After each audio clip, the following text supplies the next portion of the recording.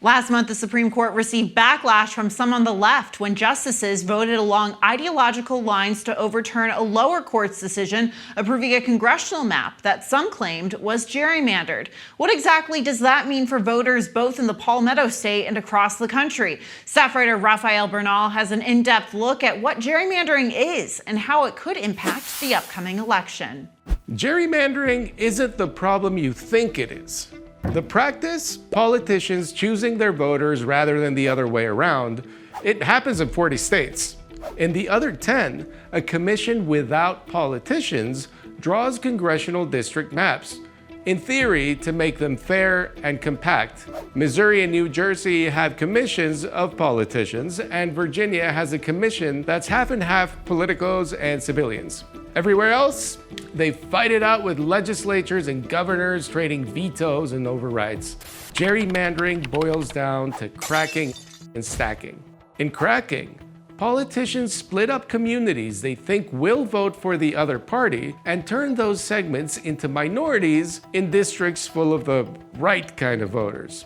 Stacking is the opposite. Politicians take all their party's voters and draw a line around them, no matter how squiggly, to build a safe district. But there are pros and cons to squiggly districts. Some minority communities might never get a chance to elect representatives if they weren't tied together in one same district. So what's the problem? Well, for one, gerrymandering around the country means the popular vote isn't reflected by the composition of the House of Representatives. That has happened 5 times since the year 2000.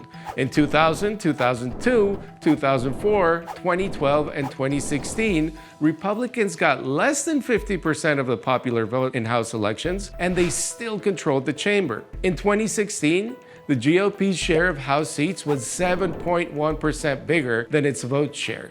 Democrats in 2008 got 6.2% more seats than votes, but they would have won a majority anyway. That could seem strange, but House seats are not assigned by national popular vote.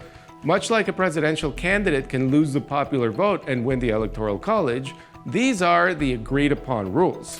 The real problem, according to a 2023 study by Harvard, is that gerrymandering creates safe districts for incumbents. The researchers coded a districting simulation tool called Redistricting, and they redrew the country's electoral maps as they would look if all House districts were determined by nonpartisan commissions.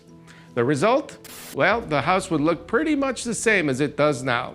But it might not look the same for the 19 representatives who are running completely unopposed this year, or the 3 who only have a third-party opponent.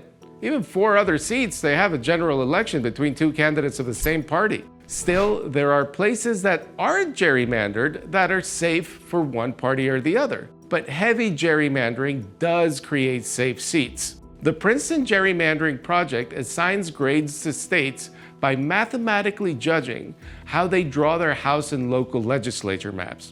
And those grades, they sometimes have real-life consequences. For example, Texas gets an F on its House maps, and about 1/3 of this year's uncontested races are in Texas.